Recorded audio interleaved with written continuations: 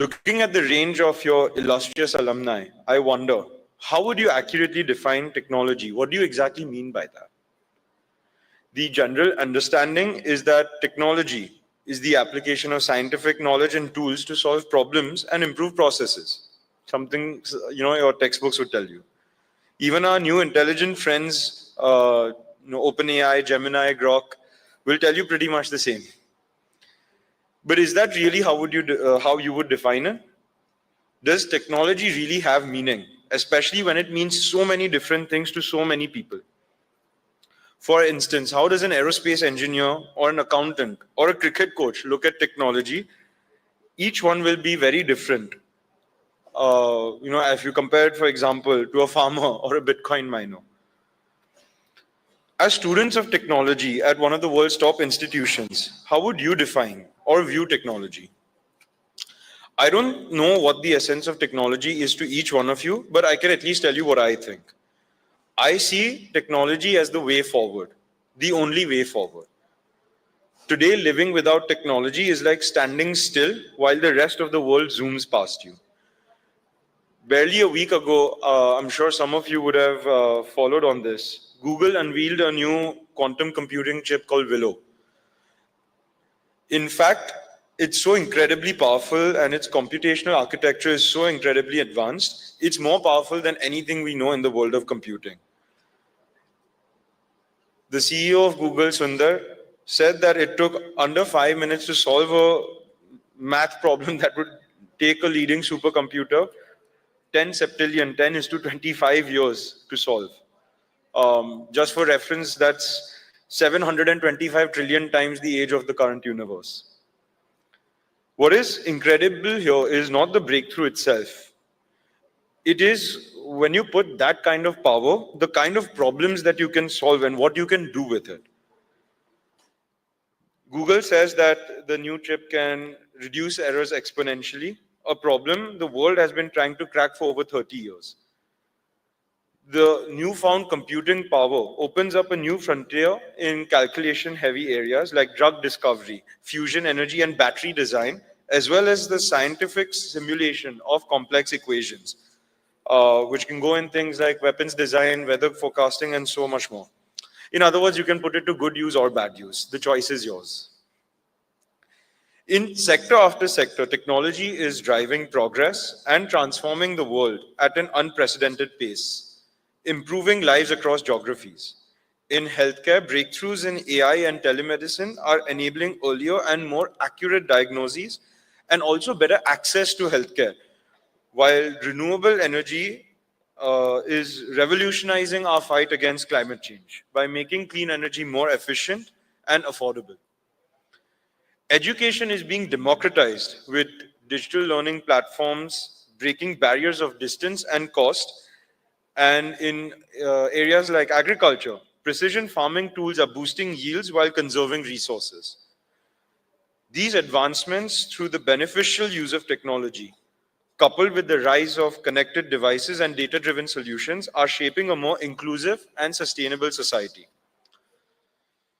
On a lighter note, at home, the likes of ChatGPT, Claude, and Gemini are helping settle arguments much faster and in a conclusive manner, as compared to earlier when you had to embark on a very long, convoluted Google search. Across the world, governments, companies, groups, and people are already leveraging technology for the greater good by committing fully to the beneficial use of technology.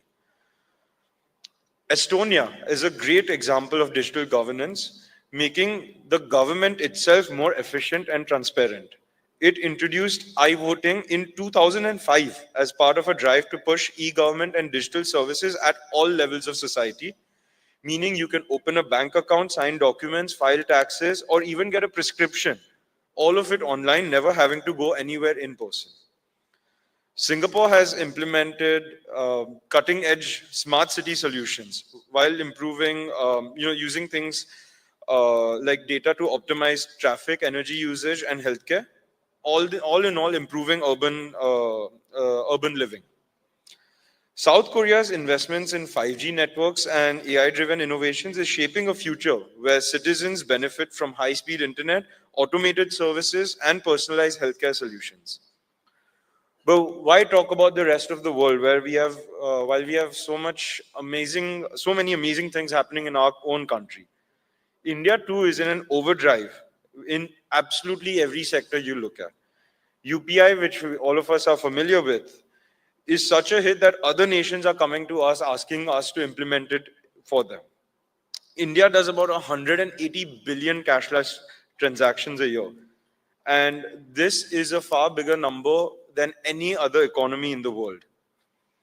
For a developing nation like ours, harnessing the power of technology is crucial to driving inclusive growth, improving governance, and tackling the long standing challenges in areas like education, healthcare, and financial inclusion, ensuring that technology benefits all levels of society.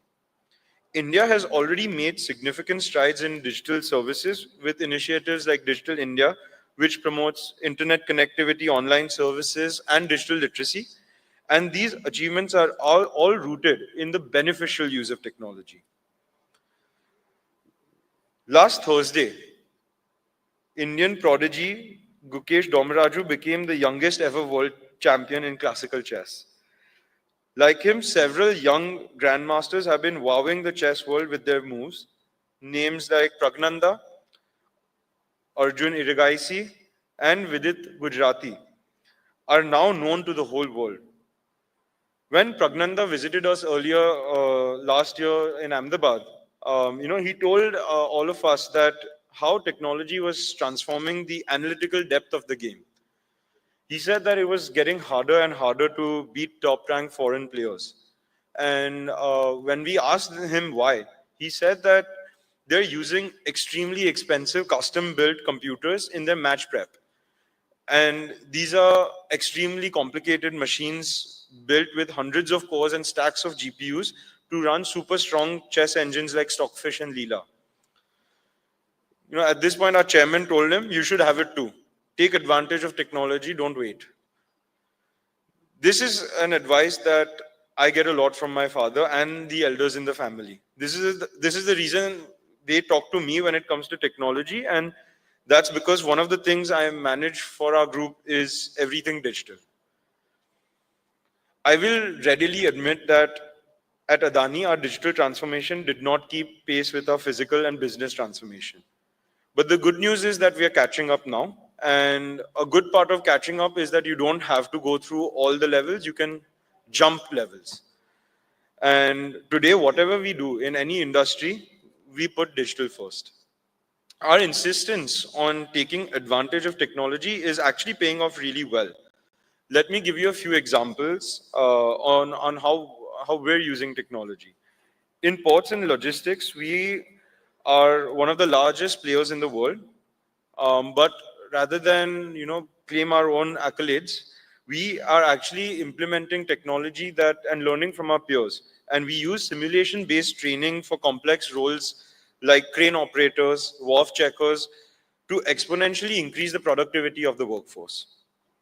In the airport sector, where we manage 7 international airports in the country and are building the country's largest new airport at Navi Mumbai, we have placed our bets in technology to help us plan better, simulate design and planning better, as well as improve operational efficiency by making the entire airport infrastructure completely connected. Some of the things that we're doing at the airports, which some of you might actually have experienced, is obviously DigiYatra. We are focusing a lot in making sure that we drive adoption of DigiYatra across our airports. We're focusing on improving the travel experience for our passengers, but at the same time, keeping in mind privacy regulations. And we're managing the entire airport more efficiently by making sure that with the connected network of assets, how do we make sure that maintenance, operations, everything happens just in time? For this, we rolled out earlier this year, Avio. It's the enterprise app that connects to all of our stakeholders to make sure that all the stakeholder roles that happen, as well as all the airport operators roles that happen just in time, and decision making happens in a data driven manner. Let me give you one example from the energy sector too. In 2016, we completed what was at that point of time the world's largest solar power plant in Kamuthi in Tamil Nadu. It was built in a record time of 8 months. That means we were adding 2.7 megawatts every day. Today, we are building another renewable energy plant in Khavda, near the border of Gujarat and Pakistan. If you thought that Kamuthi was big, this is super massive to say the least. It is 5 times the size of the Paris metropolitan area.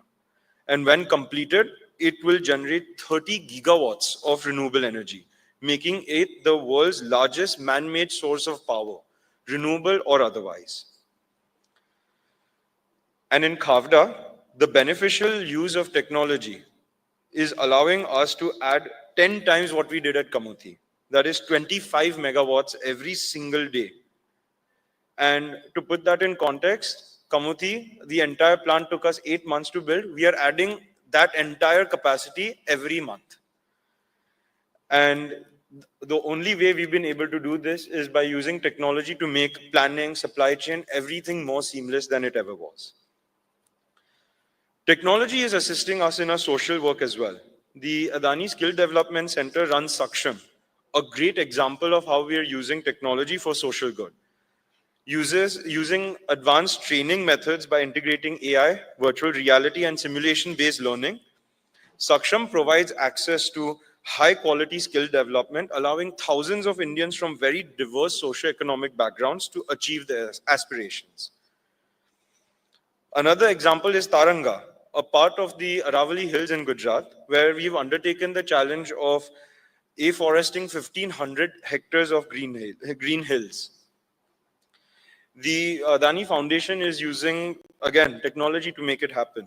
We are using satellite-based monitoring to track the growth of the forestation, as well as using drone-based seeding to measure obviously the seeding part, but also how the growth of the plant is, what's the soil moisture, the carbon, and the nutrient content.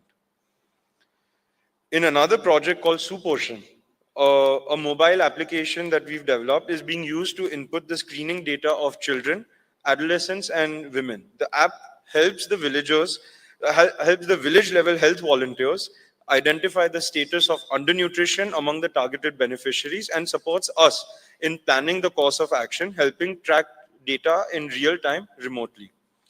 All of these instances show that the beneficial use of technology can be truly a powerful force for societal upliftment and economic growth. Now, unfortunately, we are also in an era where we see technology being applied for the wrong causes, and increasingly so. Fake news, deep fakes, fake photos, videos, fake money, online scams, spoofing, phishing, and endless things more.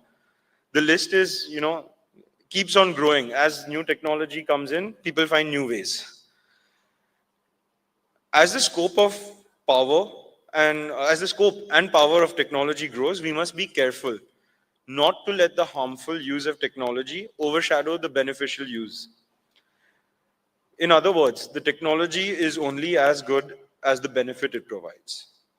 And that brings up the question in my mind: how should we make use of it to benefit this generation, the next generation, and our nation?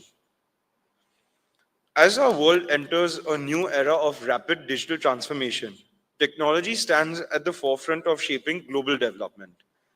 While physical infrastructure remains essential for developing countries like ours, the digital realm is already key to advancing our economic growth, enhancing governance, and solving our societal challenges.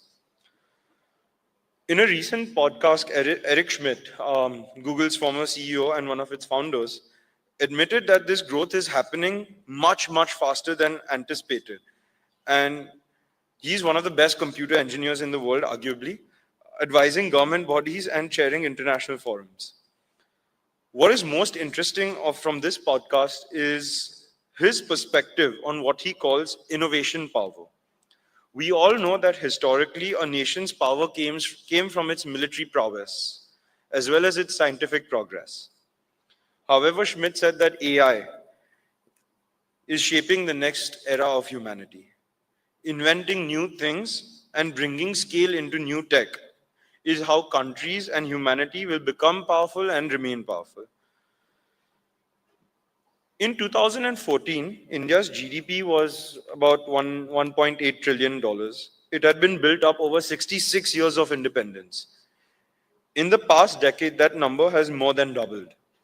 While this growth is great news, and we are also building the basic infrastructure that India needs, the power up that our nation desperately needs to catch up with the developed world is high-end technology. Already the superpowers of the world are racing to own the new game changer, AI.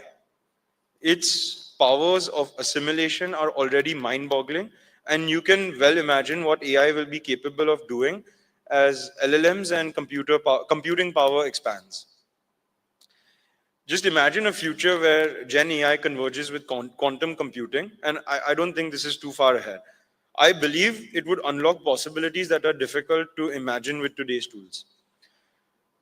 Gen AI, powered with the probabilistic and combinatorial computing power of quantum systems to process vast data sets exponentially faster, would enable us to solve many of the world's problems real time, whether it is optimizing global supply chains or addressing climate change scenarios, or even building unimaginatively destructive nuclear weapons of our future. Clearly, the future of technology is both scary and exciting. But be it scary or exciting, we cannot afford to ignore it, or even go slow in the use of it, either as a nation or as its citizens. India cannot stay out of this global race. Our generation will have to be its driver, and there is a lot of catching up to do. We need to build capabilities to lead India into this new technology era if we want to stay at the top of our game and realize our dream of Viksit Bharat to become a $26 trillion economy by 2047. As we stand on the brink of this new world, we must all ask ourselves how to ensure the vast potential of technology is harnessed for good. There is no limit to where technology can go or lead us, but it is our generation's responsibility to guide its journey. For that, each one of us needs to look beyond the classical definition of technology as a tool and start looking at technology as a means to fulfill a purpose, the larger purpose of meeting our society's needs. Already, our generation is surrounded by and also submerged in technology. Chasing the new wave of technology mindlessly without a larger purpose won't do us any good. Our purpose must be the anchor. Technology itself can't be your purpose if you channel your abilities towards making it work for the larger good. Today, you're here. And tomorrow, you may find yourselves, like I do, in a position of influence. As educated youngsters with ability and agency, we must focus on the sanctity and responsibility of our actions at work and outside. Technology itself is not an end, it's the means to an end. And that end we must define for ourselves as we make our journeys. We should try our very best to develop and encourage the beneficial use of technology by advancing solutions that uplift humanity, foster inclusivity, and drive progress for everyone. All at the same time, we must also be very vigilant against its misuse and ensure that it serves a purpose-driven force for positive change, for our people, for our nation, and for the world. Thank you for inviting me here and for listening to me. I look forward to a session of taking some of your questions. Thank you. Jai Hind.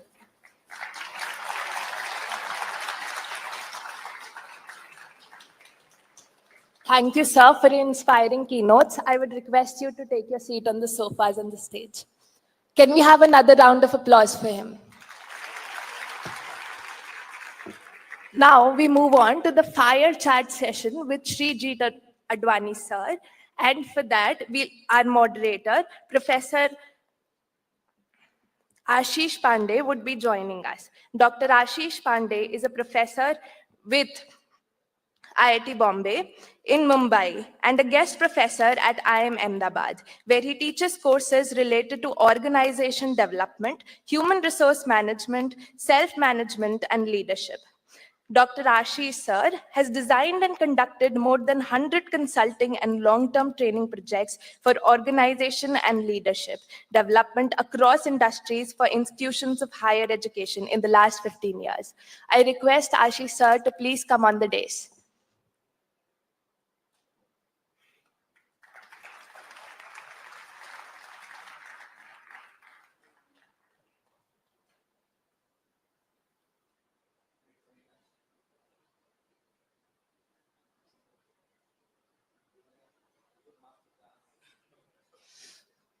Okay, so really wonderful to have a masterclass by someone who is the part of the game and who is actually defining uh, the, the whole arena in the field of digitization, in the field of infrastructure. So thanks very much, Mr. Dani, for taking time out and sharing your perspective.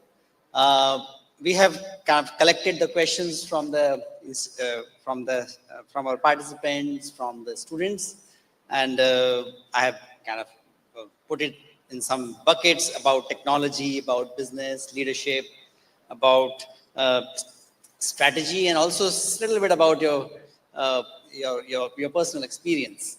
So this is a tech fest, and most of the technology enthusiasts whom you are seeing sitting in front, we would like to learn a little more about how digitization is happening in your group, because this is an infrastructure intense group, and so to say, it's a kind of a conventional industry. Changing the processes which are related to infrastructure projects are very complex. How you are leading this digitization process in the legacy companies and the companies, and how even in last 2 years, even in the airport business, a lot of new disruptive technologies have come. So how are you leading this? No, so a couple of things. One is, when you look at an infrastructure business, there's two parts to it. One is building the infrastructure, and the second is operating it. We're putting technology behind both of those aspects. So let me touch upon the building aspect. Obviously, when you're building something that is complex, large, spread out, there's a lot of challenges that we see in terms of supply chain, vendors, engineering.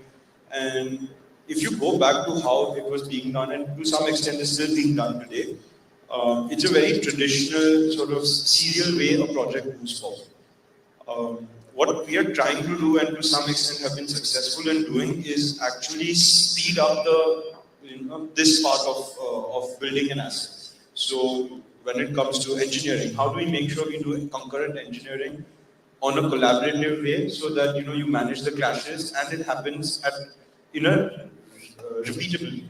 So that's one thing. But let me tell you, we're not inventing anything here. We're just simply taking the best practices that we see in the world. And even for this, something that I spoke about is it's a tool for us. Technology is a tool just to make us faster at doing what we do best. And we feel that this is something, if we don't do, we won't survive. It's a genuine matter of survival as we go. So that's one part around how when we're building things. Obviously, there's other examples when it comes to supply chain, making sure that we reduce the cost of working capital that goes in by making sure everything comes just in time. The whole part around scheduling, smart scheduling, and real-time information tracking. That's what on the construction side we're doing. The second part is when we operate, and this is where it gets really challenging. For something that we build new, it's easy to do because you think about it in the design stage itself. That how do I make sure that an airport, for example, is planned and designed with smart sensors in every place. A silly example I give everyone is India's been independent for over 70 years now. We still haven't figured out how airport bathrooms can stop stinking. And today it's very simple to do so. Any one of you guys here would be able to figure it out. But I think it's a very silly example, but that's to the point where I'm saying that with Navi Mumbai, which is our first fully greenfield indigenously designed airport, we're making sure that we sensorize each and every aspect of maintenance, housekeeping, services, retail, so that when we are running the airport, we don't need to have a lot of manual processes. A lot of things happen in an automated way. But yes, at the end of the day, there's still some amount of manual intervention that's required. It just happens more seamlessly.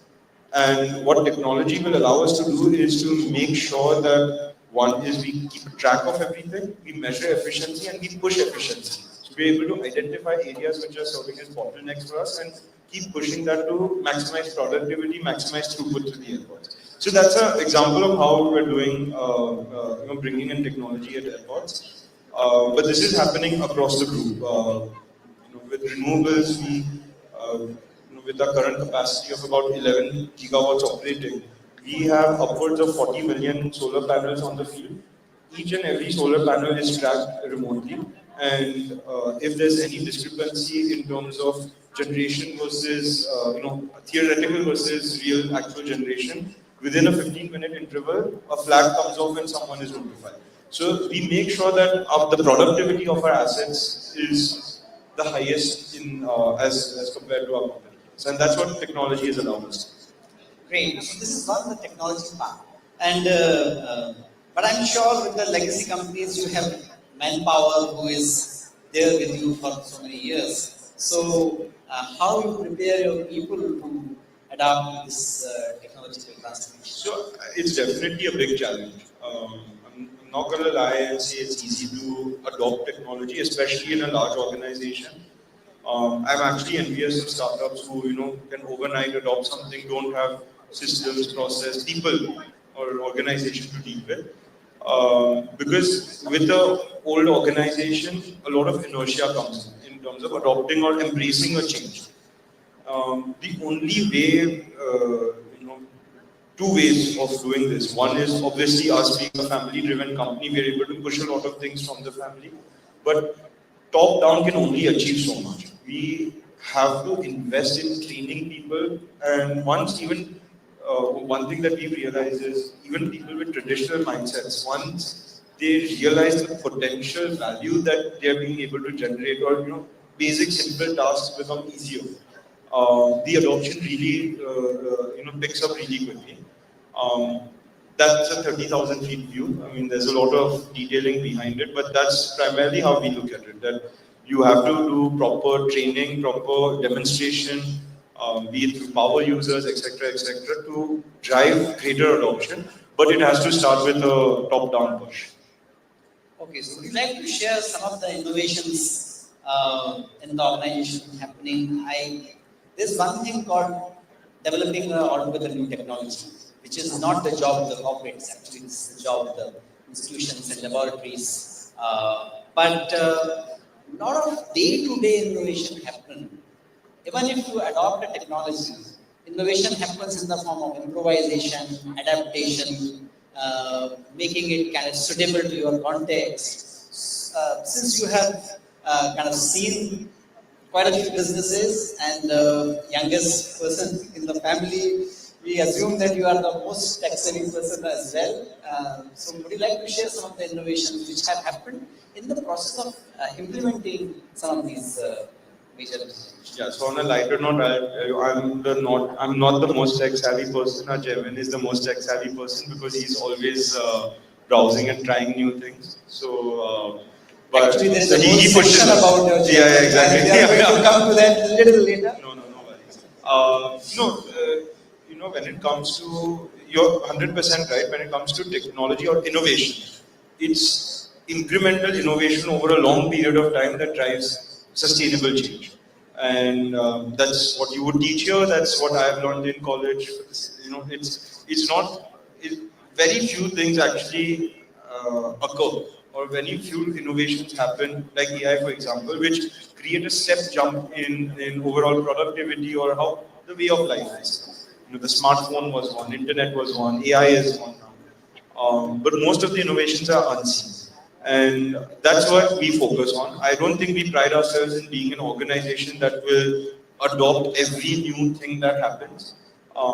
Because at the end of the day, we are operating critical infrastructure. So we always have to balance risk of something new versus the stability of something proven. And 99% of the time we'll go for stability and wait for the new things to be proven and stabilized and adopted across a wider spectrum before we would adopt it in our operational, or in our critical parts. That being said, there's a lot of non-critical areas that we have. As an example, office productivity. It's not something that's super critical. So that's where we push people to sort of start using Copilot or Teams meetings for interviews that happen with real-time video analytics. And we keep trying new things. I would say the success rate is not very high, but the good thing is every now and then something clicks. And as soon as something clicks, the adoption across the organization, purely based on word of mouth, not even being pushed from the top, is quite quick. And most of this, I'm happy to say that most of this innovation is driven by the team. None of this is actually, there's no central group that says that, okay, bhai, ye naya cheez hai, ab sab try karo. There's nothing like that happens. A lot of it actually comes from a lot of the young graduates that we hire. And it's our responsibility to encourage more and more of this. In large organizations, that's something that a lot of times gets missed out or sort of swept under the carpet, where freshers coming in, their ideas aren't sort of respected, and that's the culture that we're trying to build. That how do we get new ideas in and not be stuck with just what we have. That's so wonderful. It's really like a masterclass, because in our courses we teach that innovation is not like a lottery. You get a jackpot. Actually, it's like a funnel, and you have to keep on doing things, keep trying things, and then few things become kind of world sees that as a jackpot, but you know that there is a conscious effort behind it. I don't think anything in life happens like that. I think it's always incremental. That's wonderful. So wise word. We all must remember. Since you have been involved in the strategic acquisition of a port, and now you are looking at airport. This at the larger level that is connected to the supply chain, the overall, and that is one of the, you can say, the bottlenecks of India's growth. Because if we compare China and India, the supply chain agility is a major differentiator. So, how do you see India evolving and kind of catching up to that aspect of the competitive edge? So let me take it in two parts. One is on the logistics supply chain.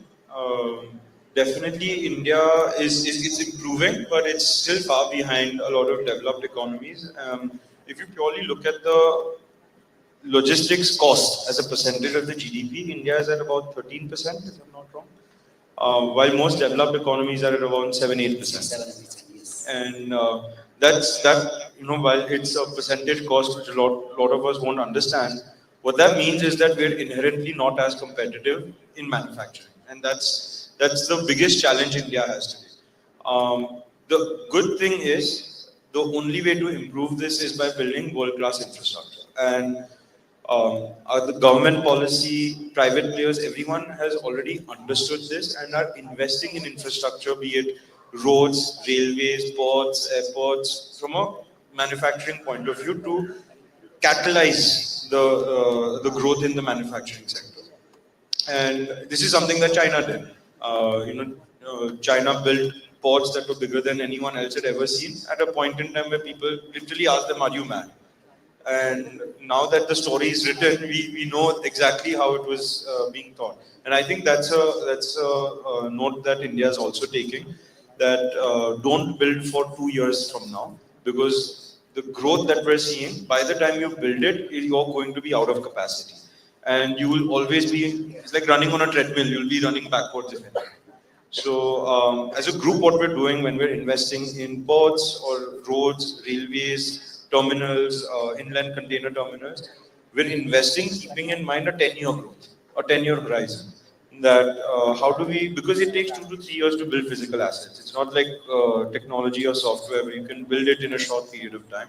You have to plan for a longer term horizon, and given the sheer growth and momentum of this country, we know that even 10 years is not going to be enough, but at least to be balanced, we're planning for 10 years ahead, building capacity for 10 years, and then we'll see as soon as you provide the infrastructure, everyone in the world will come and say, boss, mujhe chahiye.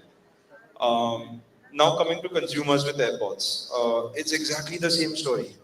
If you look at Mumbai, and Mumbai is a classic example of what happened in this. 2006, both Mumbai and Delhi airports got privatized, and a lot of us, we won't remember, but Mumbai was actually bigger than Delhi in terms of passenger traffic.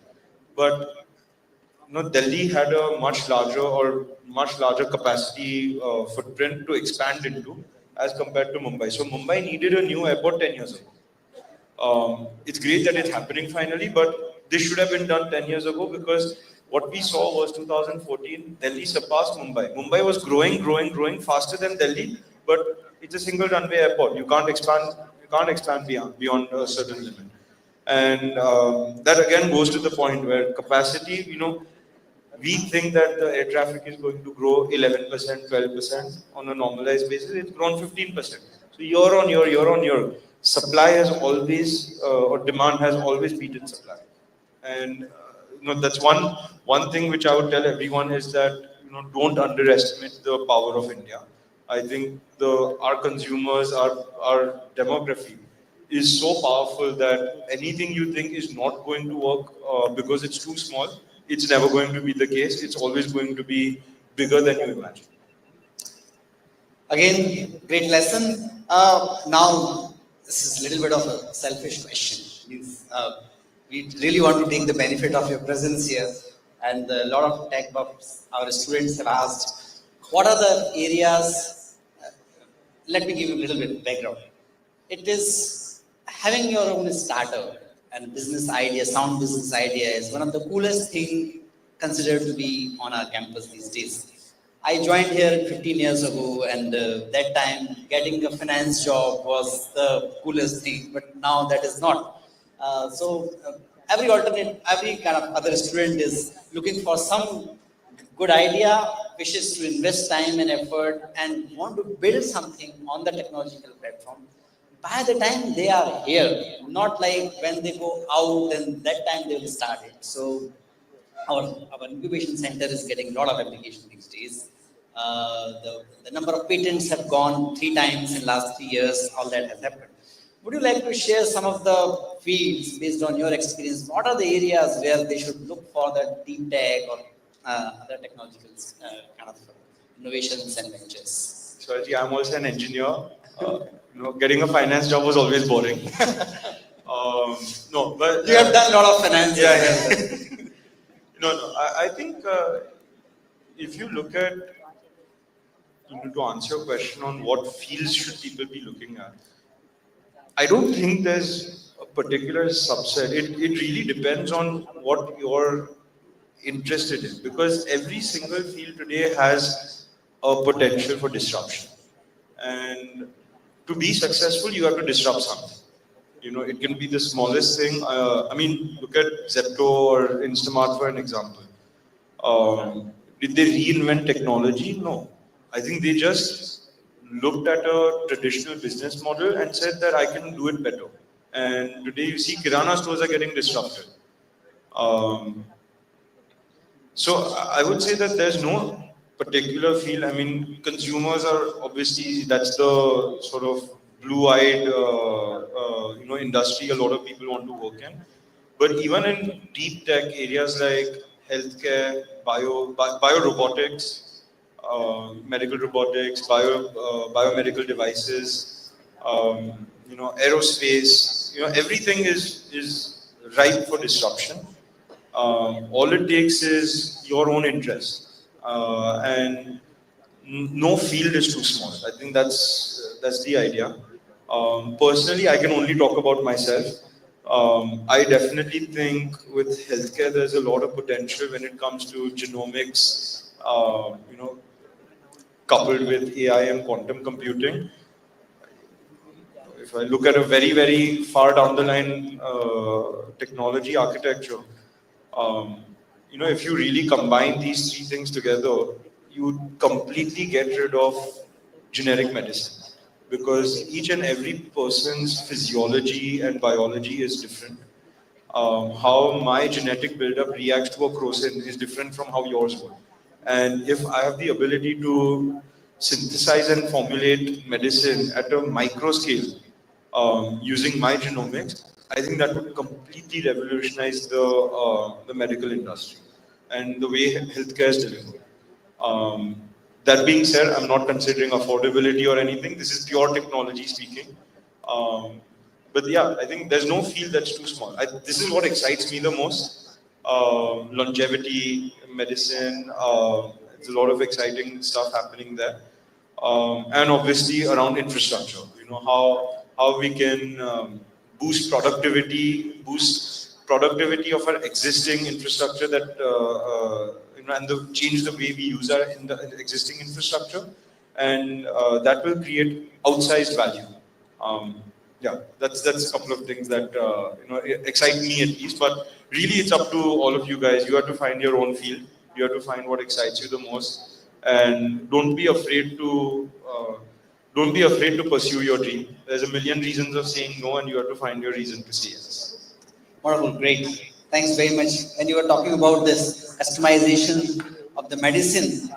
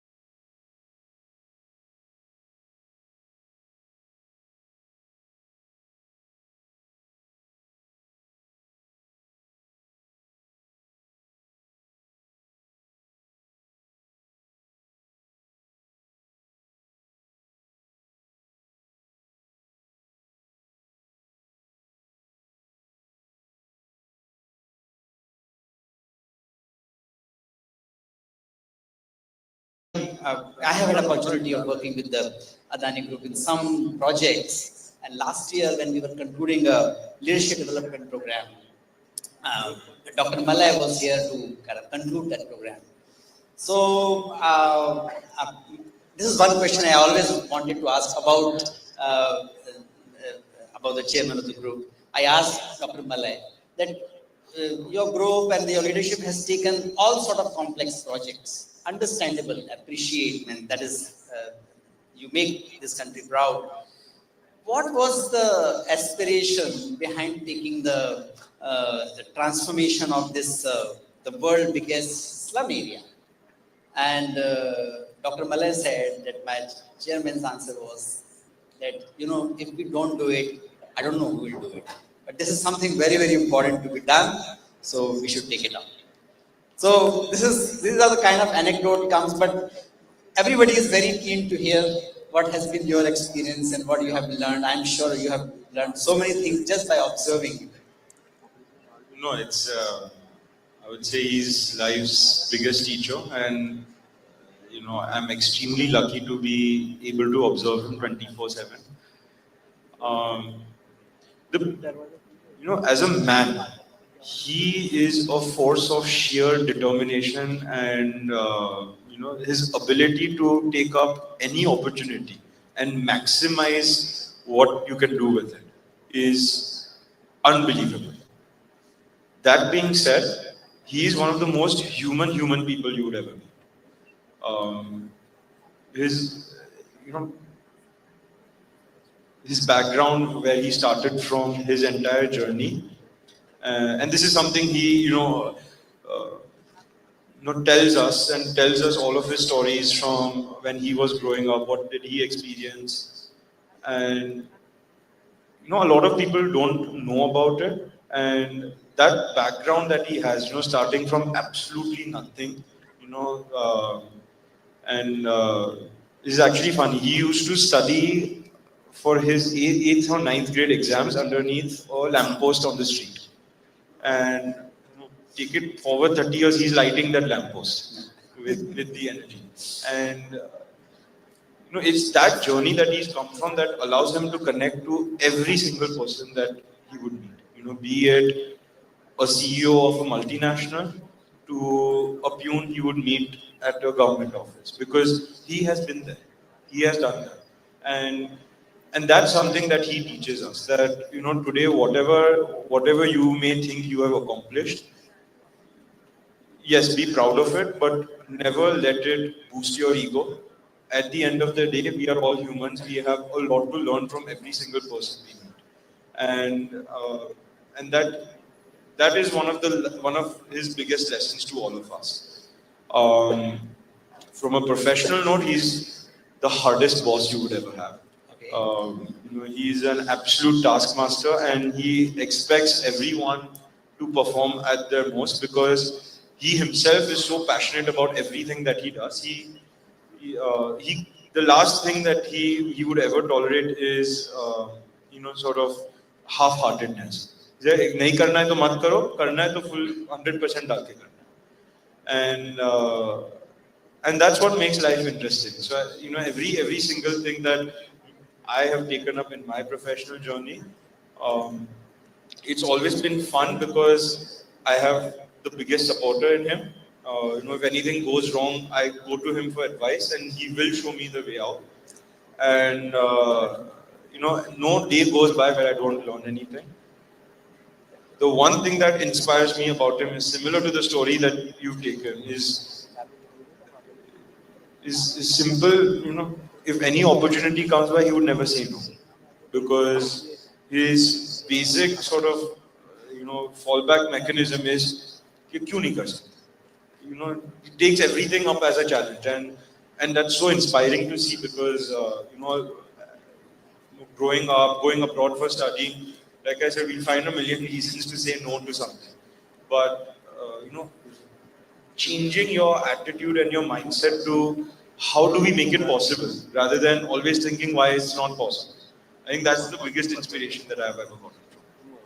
Great. You have a legacy to live by. Were there any challenges in your journey, in the professional journey, and how you have handled that? That is also something very interesting. 100%. I think one of the biggest challenges, and it's a professional, personal challenge mixed together. It's a professional and personal challenge mixed together. I mean, last year, with the Hindenburg report that came out and all the aftermath of that, it again taught us resilience, how to remain close-knit and again take up everything and bounce back fighting rather than trying to play victim. Besides that, one of my biggest challenges has been with people. Much like a lot of you, I'm also a technologist by nature, and I've never been able to sort of get that soft skill of being able to relate, understand, and connect with people at a very deep level. And this is something that I've worked on over the past couple of years to, to start with, to get off my phone and not always be on my phone. But jokes aside, to be humble, understanding, asking questions about people's lives, and that connect when you make with your own team. The strength that you get is that of a team. You don't get individual strength. Chhati faad ke maine ye kar liya. It's that we as a team came together and we all depended on each other to be able to solve challenges. And I think that's something that I've been able to develop over the past 4-5 years. Great. So very important thing about the people skill is that we can never master it. And the most people who are the most humble people, will always say, who are always mesmerized with the depth of the human nature. So that's so wonderful talking to you. I think our Tanya is here indicating that it is not many